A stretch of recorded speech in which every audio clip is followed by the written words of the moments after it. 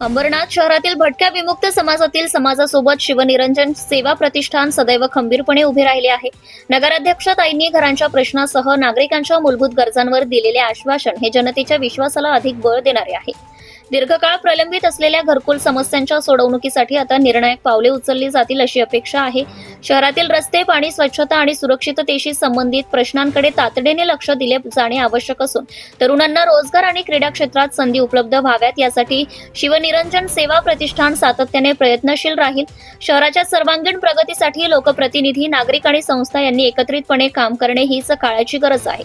नागरिकांच्या न्याय मागण्या पूर्ण करणे हेच आमचे ध्येय असून आम्ही समाज हितासाठी सदैव तत्पर राहू।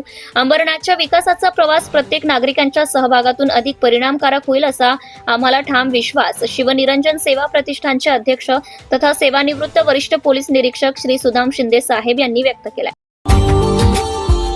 Subscribe now and press the bell icon. Never miss an update.